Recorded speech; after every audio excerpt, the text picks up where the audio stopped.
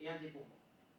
Si on regarde pour des variétés d'amandiers qui sont introduites, qui ont des besoins en froid qui sont un peu élevés, c'est le cas de Mazetou par exemple, qui est planté partout aujourd'hui en Tunisie, on voit que en 2055, on a presque une année sur deux où on ne va pas satisfaire les besoins en froid, et que en 2085, ce n'est pas une variété qui va satisfaire ses besoins en froid. Si on passe à une variété tunisienne, Acher par exemple, qui a des faibles besoins en froid, on voit que jusqu'à 2055, on n'aura pas de problème. Par contre, 2085, il y a des années où on commence à avoir des problèmes et on peut avoir des pertes de production à cause de ce manque de froid. On a continué ce travail, donc avec le travail de Nedia Borgini, sa thèse, où elle a essayé aussi d'estimer les besoins en froid pour l'abricotier, pour d'autres variétés de pêcher, pour du prunier. Et à partir de cette estimation, on a couplé ça aux cartes qu'on a de scénario, et ça permet d'avoir des cartes où est-ce qu'on peut planter les variétés sans avoir de risque. En prenant des variétés à faible besoin de froid, des variétés à besoin en froid moyen et des variétés à fort besoin en froid. Ici, je fais un zoom sur une variété qui est UFO3 qui a besoin en froid moyen. Et ce qu'on voit, c'est que avec le scénario pessimiste et à la fin de ce siècle, on va avoir que la région du nord-ouest et du centre-ouest où on va pouvoir planter cette variété sans avoir de risque et où elle va pouvoir produire tout son potentiel. Qu'est-ce que ça veut dire ça? C'est que on va avoir une carte de la plantation des variétés qui va complètement changer. Ici, ce que je vous présente, c'est par rapport au pêcher, mais c'est des choses qui ne concernent pas uniquement des espèces à feuilles caduques, ça concerne aussi d'autres espèces à feuilles persistantes, où on va avoir un impact négatif de ces changements climatiques, et donc un changement de la répartition de ces espèces en Tunisie. C'est quoi le problème si on n'accumule pas assez de froid? C'est que on va commencer à observer des choses comme ça. Ça, c'est des photos qui sont prises chez les agriculteurs. On a des fruits qui sont doubles, différents stades. On voit des fruits qui sont noués, qui ont commencé leur croissance, alors que d'autres sont des bourgeons qui sont encore fermés. Et donc, on a un étalement très important de la floraison, ce qui pose des problèmes par rapport à les différentes interventions techniques. Et on a une chute du rendement. En plus, on a un dénudement au niveau du rameau, donc pas de renouvellement du bois et pas d'organes pour la production pour les années d'après aussi. Ça, c'était sur du pêcher. Sur du pistachier, on a la même situation. Et puis, on a la même chose, et on a observé la même chose sur de l'amandier, avec une remarque par rapport au pistachier, à l'amandier et toutes les espèces qui demandent une pollinisation croisée. C'est que les mélanges variétaux qu'on a aujourd'hui au niveau de notre verger ne seront plus valables aussi. Ici, on a deux variétés. En principe, elles doivent fleurir au même moment pour avoir une pollinisation croisée. On a une variété qui a terminé sa floraison. On a une frondaison qui est mise en place, alors que l'autre, elle vient de fleurir. Et donc, ces deux variétés ne vont pas produire. Parce qu'on n'a pas eu de pollen qui va venir de l'autre variété pour faire la floraison au moment de l'ouverture des fleurs de l'autre variété. Donc, pourquoi ça va poser problème? Parce qu'on va avoir des problèmes par rapport à la floraison, on va avoir aussi des problèmes par rapport à la qualité et des problèmes par rapport au rendement. Et on a essayé de faire cette modélisation et de la confronter avec des résultats qu'on a mesurés sur le terrain, et on observe qu'en fonction de la non-satisfaction des besoins en froid, on peut arriver à des pertes qui peuvent, pour certaines variétés, la variété carnivale, pour lesquelles les agriculteurs au cours des dernières années ont de plus en plus de problèmes, on peut arriver à perdre 90% de la production. Ça, c'est des données qui viennent de RIDER. Et donc, c'est des situations qu'on constate sur le terrain et qui deviennent de plus en plus fréquentes au cours des dernières années. Donc cet impact de l'adaptation, cet impact des changements climatiques, température élevée, diminution de l'accumulation en froid, donc un effet sur la phénologie, retard de la floraison, étalement de cette floraison, dénudement des rameaux.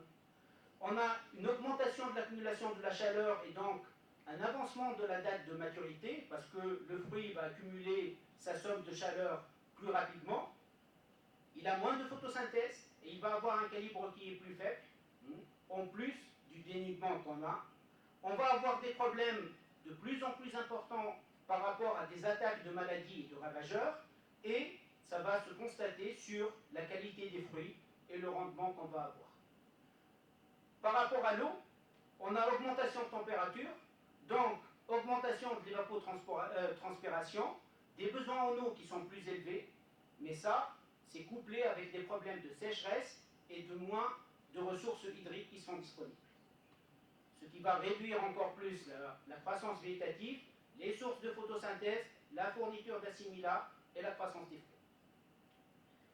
Donc, on va avoir des changements qui sont assez importants si on ne respecte pas et où est-ce qu'on peut planter et prendre en considération l'adaptation de ces variétés et de ces espèces, dont l'arbo, c'est un investissement à long terme. Quand on plante, c'est pour un minimum une quinzaine d'années, et donc il faut prendre les précautions pour savoir pas comment ça s'adapte aujourd'hui, mais dans le futur aussi.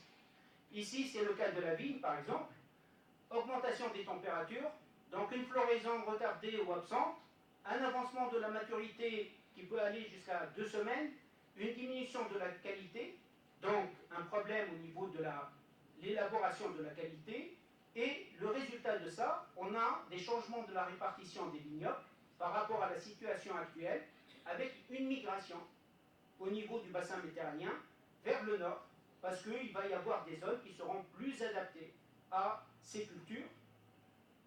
La solution, si on veut, par rapport à des pays qui deviennent de plus en plus chauds, comme le cas de la Tunisie, c'est changer vers des espèces qui sont subtropicales, à la limite tropicale. Mais pour ça, il faut de l'eau. Or, notre contrainte, on n'a pas d'eau. Si on avait des sources d'eau, à la limite, le changement climatique ne poserait pas autant de problèmes.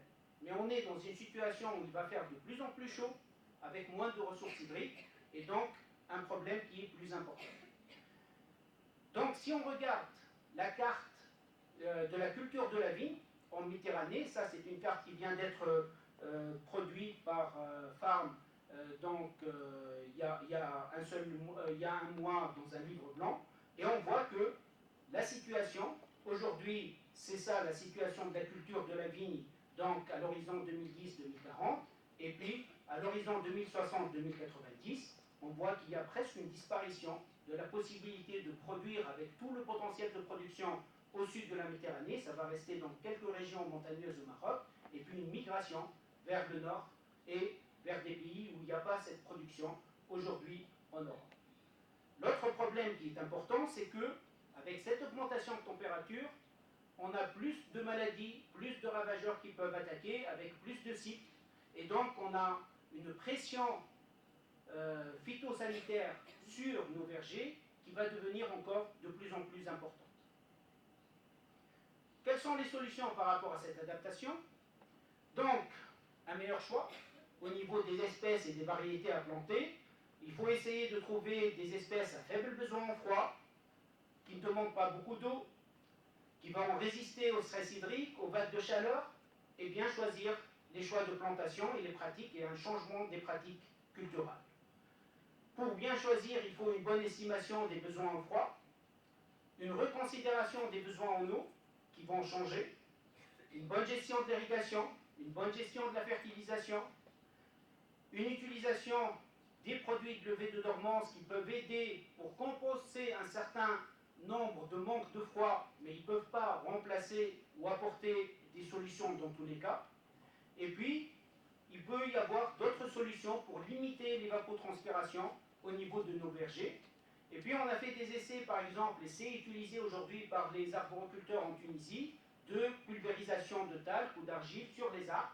Et on est arrivé à des réductions jusqu'à 6 degrés de différence au niveau de la température, au niveau de la frondaison, ce qui a un impact important par rapport au risque de coup de chaleur et par rapport à l'amélioration de la photosynthèse. Donc en conclusion, on a une augmentation des températures durant les 50 dernières années en Tunisie, et donc une perte significative des quantités de froid accumulées partout dans les régions tunisiennes. On a une augmentation des fréquences des hivers doux.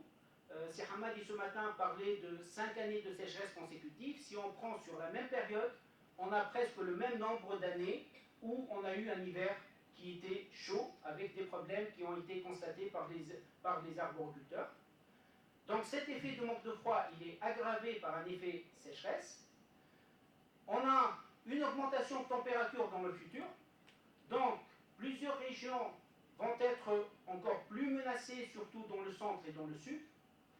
Donc effet sur la floraison, le rendement, la qualité des fruits, une satisfaction rapide des besoins en chaleur, donc un avancement de la date de maturité et donc des calibres qui sont plus faibles au niveau des fruits et une qualité qui va diminuer, un stress hydrique, une pression phytosanitaire qui va augmenter et une perte de production et de mauvaise qualité. Solution, changement de pratique culturelle, il faut travailler pas mal sur ça et quelles sont les solutions par rapport à ces pratiques culturelles. Sélection parmi la diversité existante ou les nouvelles variétés et porte-greffes qui sont beaucoup plus adaptées aux aléas des changements climatiques. Donc, ceux qui ont des faibles besoins en froid. Et puis, on va l'avoir, une nouvelle répartition géographique des vergers arboricoles en Tunisie. Ce travail a été réalisé, donc il y a eu plusieurs projets qui ont permis d'arriver à ces résultats. Et il y a eu une collaboration étroite avec l'Institut de l'Olivier pour ce travail, avec professeur Mohamed Ghrab. Et puis, pas mal d'étudiants qui sont passés et qui ont travaillé, que ce soit en postdoc, en thèse, en master, en encadrement de PFE, par rapport à ces sujets de relations des changements climatiques en Tunisie. Et merci pour votre attention.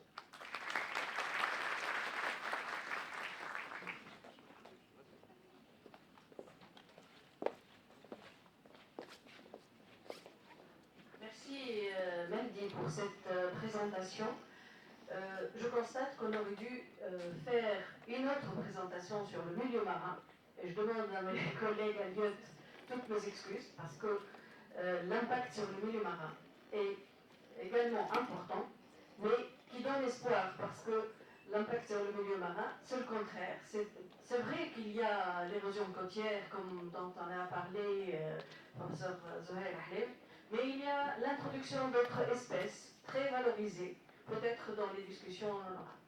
Bref, j'invite les conférenciers de ce matin, mais on en a perdu deux qui ne sont plus là. Le professeur Hamadi Lahbaïb, secrétaire d'État appelé par ses fonctions, il n'a pas pu rester, mais j'essaierai dans la mesure du possible de répondre à sa place parce que j'étais dans le comité scientifique de suivi et peut-être il y a des collègues présents du BPOH, ils peuvent répondre s'il y a des questions.